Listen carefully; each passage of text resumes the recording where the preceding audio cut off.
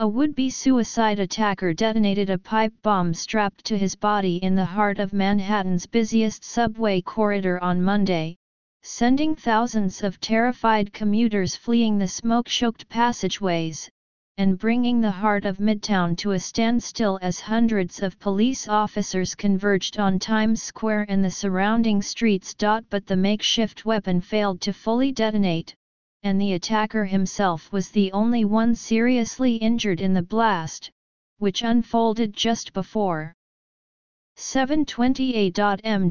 Law enforcement officials said the attacker, identified by the police as Akadullah, 27, chose the location because of its Christmas-themed posters, a motive that recalled strikes in Europe, and he told investigators that he set off his bomb in retaliation for United States airstrikes on ISIS targets in Syria and elsewhere. It was the third attack in New York City since September 2016, and the second in 2 months, coming only weeks after 8 people were killed in a truck attack along a Hudson River bike path. Like the earlier two, the attack on Monday appears to have been carried out by a so-called lone wolf terrorist. The explosion on Monday morning echoed through the subway tunnels just off Times Square and filled parts of the Port Authority bus terminal with smoke as commuters fled. Even as smoke still filled the chamber, Mr. Ullah was subdued by Port Authority police officers. After he was subdued, Mr. Ullah was taken to Bellevue Hospital Center, where he was in serious condition with burns to his hands and abdomen, according to Daniel A. Negro, the commissioner of the New York Fire Department.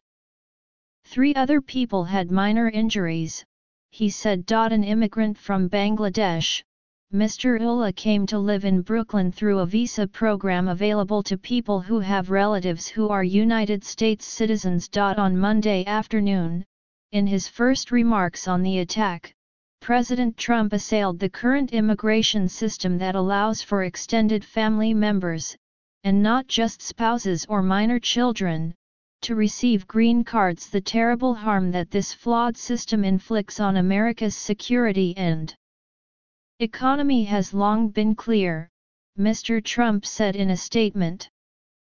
I am determined to improve our immigration system to put our country and our people first. The attack occurred in a long pedestrian walkway connecting the 8th Avenue, 7th Avenue, and Broadway subway lines. Among the commuters traveling beneath Times Square was a man in a hooded sweatshirt. Then came a deafening boom from him and then smoke. Everyone ran. Mr. Ullah had attached the pipe bomb to himself with a combination of Velcro and zip ties, said James P. O'Neill, the commissioner of the New York Police Department. It was crudely composed of a length of pipe stuffed with match heads, its ends stopped up. A broken Christmas tree light was the detonator. When lit, the filament ignited the match heads, the device powered by a 9-volt battery. The explosion, captured on surveillance video, burned and cut Mr. Ullah, but because it did not detonate properly, it did not produce shrapnel, often the deadliest element of a pipe bomb. I think he was prepared to die, and we see him connect the wires on the video, said a law enforcement official who spoke on the condition of anonymity because the assessment of the suspect's actions was still preliminary. As people streamed through the station, Officer Anthony Manfredini of the Port Authority Police Department rushed toward the smoke, said Robert Egbert, a spokesman for the main police union that represents Port Authority officers. A former Marine, Officer Manfredini, 28, found the suspect on the ground with visible wires coming from his jacket into his pants, Mr. Egbert said. 3 other Port Authority officers followed, Jack Collins, Sean Gallagher, and Drew Preston. They arrived just as Mr. Ullah was reaching for a cell phone, which the responding officers thought might be used to trigger another device, Mr. Egbert said. They dived and wrestled it from him. These officers went into this situation blind, only becoming aware of the danger involved once they confronted the suspect, Mr. Egbert said. Police released a photo of Mr. Ula that appeared to have been taken inside the subway walkway after the blast. In it, he is curled in a fetal position, his exposed stomach is blackened. Mayor Bill de Blasio found himself for the second time in 2 months calming the city after a terrorist attack, in this case, on the system that moves millions of people across the city every day. Our lives revolve around the subway, he said at a news conference on 8th Avenue a few hours after the incident. The choice of New York is always for a reason, because we are a beacon to the world. And we actually show that a society of many faiths and many backgrounds can work. The terrorists want to undermine that, the mayor added. They yearn to attack New York City. Investigators, led by the Joint Terrorism Task Force, believe Mr. Ula acted alone, but they only have just begun to review materials from the searches and other leads. Christina Bethia was in the underground walkway, headed to her job as a security guard, when the explosion nearly knocked her over, sending a haze of smoke into the corridor packed with commuters. She did not see where it came from, she said.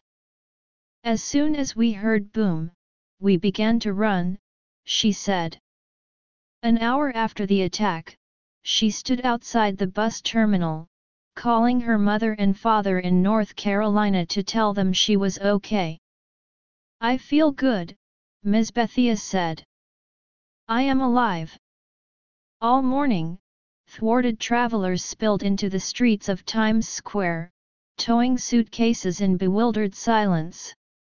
They gathered at police cordons stretched across the city's most trafficked thoroughfares, boulevards vacant at the height of the holiday season, and filmed the red lights of scores of emergency vehicles. On Monday morning, police searched a 6-story apartment building where Mr. Ula may have lived with his parents on Ocean Parkway, as well as 2 other residences. At around 11 a.m. officers led a woman in a dark coat from the Ocean Parkway home, a grey hijab covering her hair, into a patrol car, and sped off.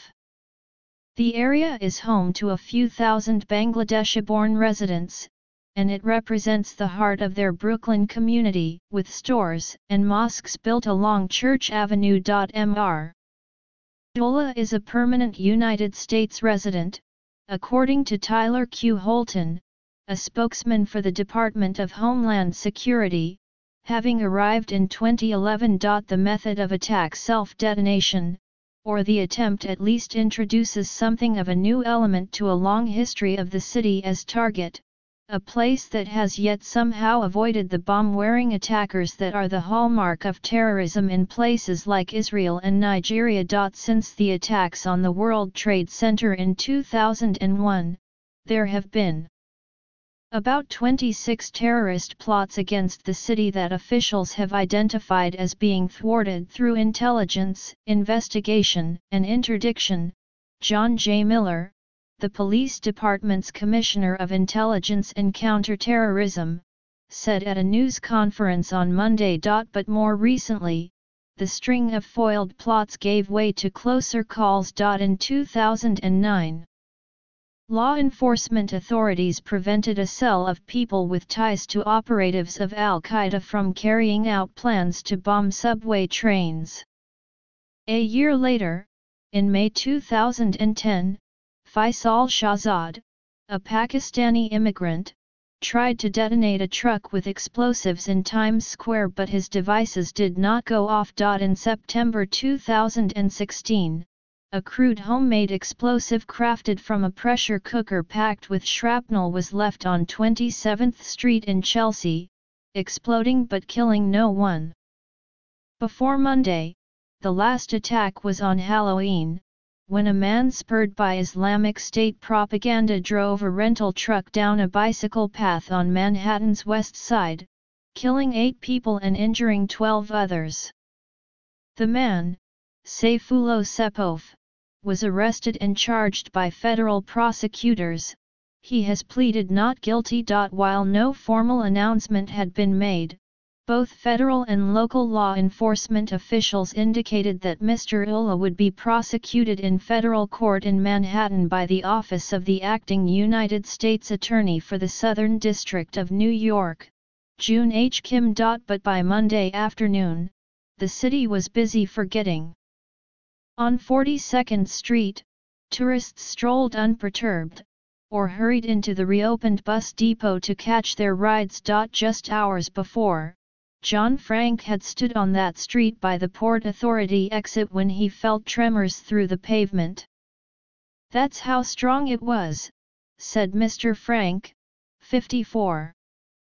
Shaken, he fled a few blocks away, and stood for a few long minutes, leaning against a garbage can for support. In New York City, we are vulnerable to a lot of things, Mr. Frank said. These incidents are happening too frequently.